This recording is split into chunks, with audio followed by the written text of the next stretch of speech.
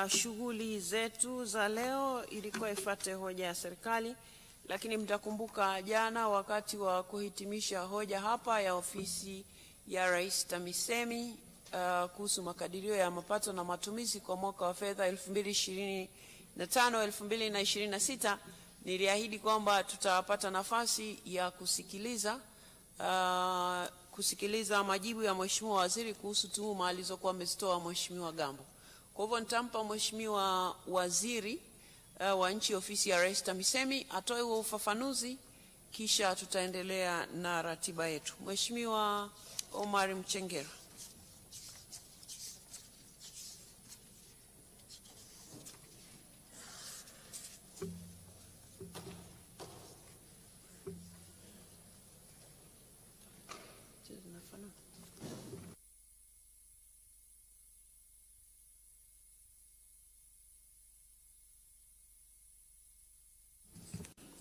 Mheshimiwa Spika, katika mjadala wa hoja za bajeti, Mheshimiwa Mrisho Gambo, mbunge wa jimbo la Arusha mjini, aliwasilisha tuhuma kuhusu miradi minne mikubwa inayotekelezwa na halmashauri ya jiji la Arusha kama ifuatavyo: ujenzi wa jengo la utawala la halmashauri, ujenzi wa soko la machinga, utengaji wa bajeti ya shilingi bilioni 1.6 kwa ajili ya kubomoa maduka eneo la stendi ndogo, kutokuwa na tija kwa halmashauri, na ujenzi wa barabara ya TACTIC kutoka stendi mpya kwenda Mbauda.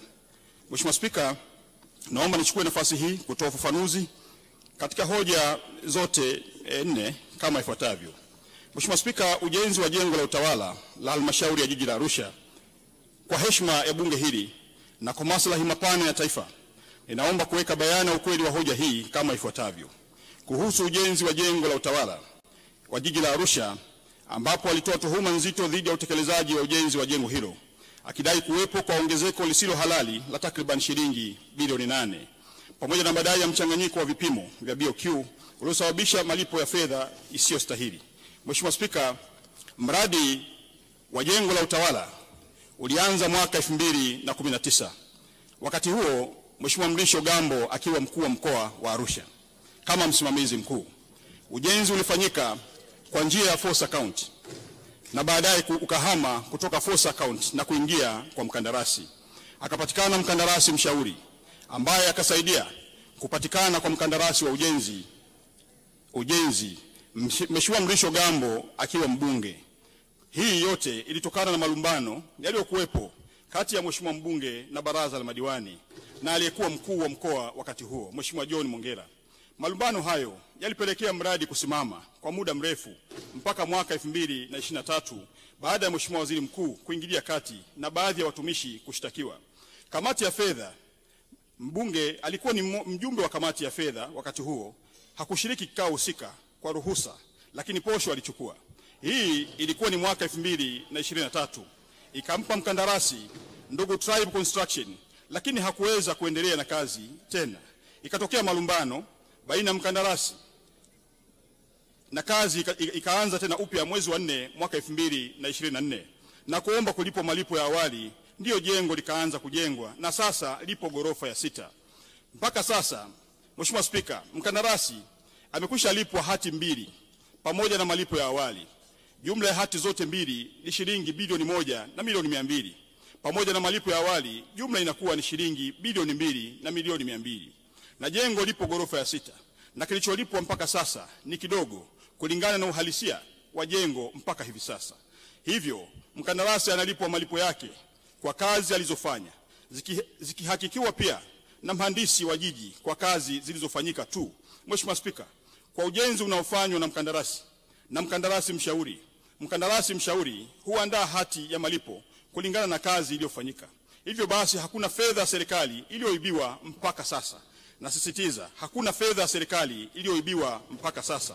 Mheshimiwa Spika, kwa kuzingatia dhamira ya dhati ya kulinda fedha za umma, tuhuma zilizotolewa na Mheshimiwa Gambo zimechunguzwa. Niliagiza pia kufanyika kwa uchunguzi wa kina. Uchunguzi huo ulibaini hitilafu za kiufundi zilizojitokeza katika uingizaji wa taarifa kwenye mfumo wa ununuzi wa umma, yani NeST, ambao vizio vya vipimo vilichanganywa kama ifuatavyo. Katika uchunguzi uliofanyika, Kilichoonekana ni vizio vya vipimo, yani unit of measurement, kuchanganywa katika vipengele viwili wakati wa kuingiza kwenye mfumo wa ununuzi wa umma, yani NeST, ni kama ifuatavyo. Kipengele cha zege la sakafu la chini kwa unene wa milimita 200 ilikadiriwa kuwa mita za mraba 1128 kama ilivyoonyeshwa kwenye BOQ ya mhandisi mshauri. Hata hivyo, wakati wa kupandisha kipengele hicho kwenye mfumo wa manunuzi, yani NeST, kipengele hicho kilipandishwa kama mita za ujazo 1128. 2. Kipengele cha zege la sakafu la juu kiliainishwa kuwa ni mita za mraba 7034 kama ilivyoonyeshwa katika BOQ ya mhandisi mshauri. Lakini katika kupandisha kwenye mfumo ununuzi wa umma, kipengele hicho kiliingizwa kama mita za mraba 7034. Mheshimiwa Spika, management ya jiji la Arusha ilibaini kasoro hizo na kumjulisha mshauri mwelekezi kuhusu makosa katika vizio vya upimaji uliojitokeza katika barua yenye kumbu namba BC.3/253/0/IE/149 ya tarehe 10 mwezi Februari 2025 na barua kumbu namba BC.3/253/0/IE/150 ya tarehe 18 Februari ya mwaka 2025. Mtaalamu mshauri alijibu barua hizo kwa barua yenye kumbu namba KA/ACC/ADM/2024/20 ya tarehe 28 Februari 2025 kwa kukiri kupokea mapungufu hayo, na alichukua hatua za kumwandikia mkandarasi kumweleza mapungufu yaliyojitokeza kwa barua yenye kumbu namba KA/ACC/ADMIN/2024/24 ya tarehe 7 Machi 2025. Mheshimiwa Spika, mkandarasi alimjibu mtaalamu mshauri kwa barua yenye kumbu namba TRB.JV.TBW/admin/ACC/HQ ya 2025 ya tarehe 8 Machi 2025 akikubali mabadiliko hayo ya vipimo tangu mwezi Machi kama yalivyoonekana katika mkataba. Taratibu za kuandaa mabadiliko addendum zinaendelea kwa mujibu wa sheria ununuzi wa umma sura namba 410. Hivyo gharama halisi za mkataba zitazingatia vipimo sahihi, ambapo mradi utatekelezwa kwa gharama ya shilingi bilioni 3,461,712,000. Aidha, fedha za ziada ambazo ni shilingi milioni 416 ikiwa ni 983 na senti 27 ikiwa ni sehemu ya malipo ya awali zitazingatia utekelezaji wa kazi na makubaliano ya mabadiliko ya mkataba. Kwa kuwa hoja hii iliibuliwa na halmashauri ya jiji kuhusu vipimo husika na kukubaliana na pande zote mbili tangu mwezi Machi, si hoja mpya, ilikwisha fanyiwa kazi na ndio desturi za mikataba. Hoja hii inasimamiwa na Mheshimiwa Mkuu wa Mkoa na TAKUKURU wanaifanyia kazi kujiridhisha tangu mwezi Machi 2025, na muda wowote addendum itasainiwa na mkandarasi yupo eneo la mradi mpaka jengo litakapokamilika. Mheshimiwa Spika, haya si matamko tu, ni matendo yaliyokwisha fanyika. Kuibua hoja ambazo zimekwisha fanyiwa kazi kwa makusudi na mamlaka husika au zipo kwenye mchakato ni sawa na kusisitiza kuwa serikali ni kipofu na bubu. Rais wa Jamhuri ya Muungano wa Tanzania serikali ya awamu ya sita inasimamia misingi ya uwajibikaji, misingi ya uadilifu na kujifunza kutokana na kila changamoto. Hatufichi makosa tunayakabili kwa ujasiri, kwa sababu kama alivyosema baba wa taifa Mwalimu Julius Kambarage Nyerere, hatupaswi kuwa na serikali ya kuogopwa, bali serikali ya kuheshimika kwa uadilifu wake. Kwa njia hii tunawaonesha Watanzania kuwa serikali yao ni ya watu, kwa watu na kwa ajili ya watu. Tunapambana na dosari kwa uwazi, tunalinda rasilimali kwa uaminifu na tunasimama na kusimamia kila senti kwa jicho la uzalendo. Mheshimiwa Spika, serikali hii imedhamiria kuwa sio tu msimamizi wa maendeleo, bali ni nguzo ya maadili ya taifa. Tunaamini kuwa kuaminiwa ni mtaji mkubwa kuliko hata fedha, na kwa kila hatua tunayochukua kurekebisha dosari, tunazidi kuijenga serikali ambayo Watanzania wanaweza kuiamini.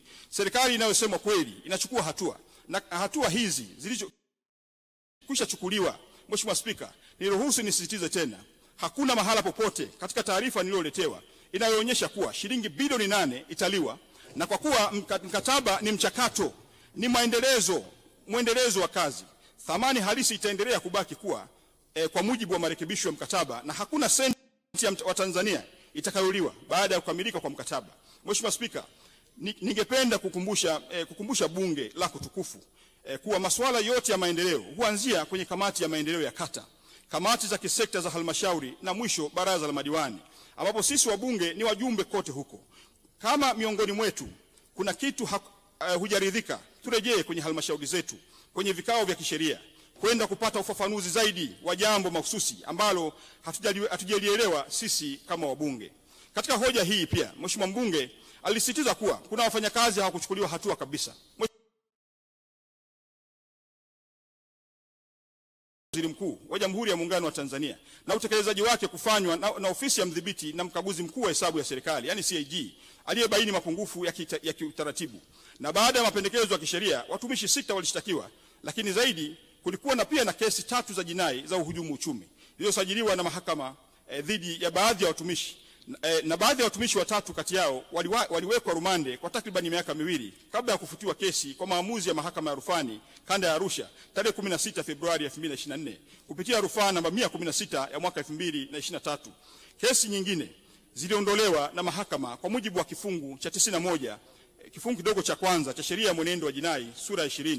Hii inaonyesha kuwa serikali ilifuata hatua zote za kisheria na kiuadilifu katika kushughulikia tuhuma, ikiwa ni pamoja na kusimamia haki, uwajibikaji na misingi ya utawala bora, ambapo kamati ya uchunguzi iliundwa kushughulikia tuhuma hizo ilibainisha kuwa makosa walionayo ni ya kufukuzwa kazi. Mheshimiwa Spika, ni muhimu kusisitiza kwamba Mheshimiwa Gambo mwenyewe aliomba adhabu hiyo ya kufukuzwa kazi isichukuliwe na badala yake ipunguzwe. Mheshimiwa mbunge alikuwa ni sehemu ya mchakato huu. Alishiriki kikamilifu katika kikao cha kamati ya fedha na cha baraza la madiwani kilichotoa adhabu kwa watumishi waliobainika na makosa ya kinidhamu. Mheshimiwa mbunge aliridhia na kushawishi kikao wapewe adhabu ya chini kabisa kwa watumishi wengine waliobaki, kukatwa mishahara yao kwa 15% kwa miaka 3 na bado wanakatwa mpaka sasa. Na adhabu hii Mheshimiwa Spika haijaisha. Kama njia ya kuhitimisha mjadala wa kinidhamu na hakuwasilisha pingamizi rasmi katika uamuzi huo. Kwa hivyo ni jambo la kushangaza kuona yeye sasa akiwasilisha hoja hiyo bungeni kana kwamba ni jambo jipya au lenye sura ya kifisadi linaloendelea.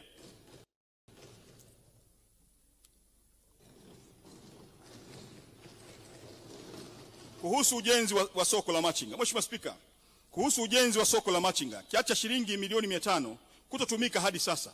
Katika mwaka wa fedha 2020-2021, halmashauri ya jiji la Arusha ilipokea kiasi cha shilingi milioni 500 kwa ajili ya ujenzi wa soko la wafanyabiashara ndogo ndogo, yani wa machinga, eneo la Engutoto.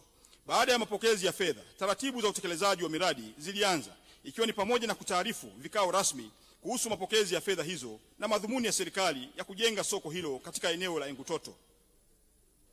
Mheshimiwa Spika, baada ya taarifa hiyo kuwasilishwa ofisi ya mkuu wa wilaya, Mheshimiwa mkuu wa wilaya mbunge Mrisho Gambo, meya wa jiji pamoja na mkurugenzi wa jiji walifanya ziara kutembelea eneo la Engutoto na kubaini kuwa eneo hilo sio eneo sahihi kwa ajili ya ujenzi wa soko tajwa. Viongozi hawa wa wilaya pamoja na mbunge walielekeza soko hilo lijengwe Semunge, maarufu kama eneo la kwa Mchina. Katika hali hiyo ilibidi kiitishwe kikao cha dharura cha kamati ya fedha tarehe 11 mwezi wa 6 mwaka 2022 ambacho kiliridhia soko lijengwe eneo lililopendekezwa. Mheshimiwa Spika, baadaye ilibainika kuwa eneo lililopendekezwa ni eneo la viwanja vya watu binafsi ambavyo ni viwanja namba 16, 17, 19, 20, 21 na 22 block U kata ya Kati. Hivyo haliwezi kutumika kwa ajili ya ujenzi wa soko. Tarehe 1 mwezi wa 7 2022 kikao cha kamati ya fedha cha dharura kiliitishwa na iliazimiwa soko hilo lijengwe eneo Engutoto kwa kuwa hapakuwa na eneo jingine linaloweza kujengwa soko hilo. Katika kuendelea kutafuta eneo kwa ajili ya kujenga soko hilo, kilifanyika kikao cha tarehe 7 mwezi wa 3 2024 na walipendekeza maeneo matatu kama ifuatavyo: eneo la pembeni ya dampo, eneo la Intel na eneo la Bondeni City. Mheshimiwa Spika, kikao kingine kilifanyika tarehe 30 mwezi wa 1 2025 kati ya wataalamu wa halmashauri na uongozi wa wafanyabiashara wadogo wilaya, yani Shiuma, na kukubaliana kuwa soko lijengwe Bondeni City kwa kuwa mradi wa tactic wa ujenzi wa stendi kuu ya mabasi umeanza kwa kuanza na barabara. Baada ya makubaliano hayo, wataalamu wanaendelea na hatua ya kufanya marejeo ya michoro, makisio ya gharama kulingana na hali ya wakati huu, na tunatarajia zabuni ya ujenzi itatangazwa tarehe 28 mwezi wa 4 2025. Na soko litajengwa katika kiwanja namba 178 block B Lord Joro Bondeni City chenye hati namba 9127. Mheshimiwa Spika, kwa kumalizia napenda kusisitiza kuwa ucheleweshaji wa mradi huu haukuwa matokeo ya uzembe bali wa busara katika kuhakikisha kuwa jambo sahihi linafanyika kwa njia sahihi. Hili ni somo la uongozi kwamba wakati mwingine kukubali kutafakari upya si dalili za udhaifu, bali ni uthibitisho wa dhamira ya kweli ya kutoa suluhisho endelevu. Mheshimiwa Spika, kwa sasa tumefikia makubaliano ya kutumia kiwanja namba 178 Block B katika eneo la Bondeni City, eneo lililo halali, wazi na linalokidhi matakwa ya kimazingira na kimkakati. Zabuni ya ujenzi inatarajiwa kutangazwa tarehe 28 mwezi wa 4 2025, na serikali itaendelea kusimamia kila hatua kwa weledi na kwa uwazi. Ni muhimu tukumbuke maneno ya mwanafalsafa John Stuart Mill aliyesema, maendeleo ya jamii yanapimwa kwa namna taasisi zake zinavyowajibika kwa waliodhulumiwa au kusahaulika. Kwa muktadha huu, ujenzi wa soko hili ni zaidi ya majengo, ni sehemu ya heshima kwa maisha na juhudi za wamachinga wetu. Mheshimiwa Spika, kwa niaba ya serikali naomba kuhakikishia Watanzania, hasa wamachinga wa jiji la Arusha, kuwa soko hili linakuja tena kwa heshima, kwa hadhi na kwa matarajio walionayo. Kama ambavyo wahenga walisema, penye nia pana njia, nasi tumejifunza kujirekebisha na sasa tunatekeleza.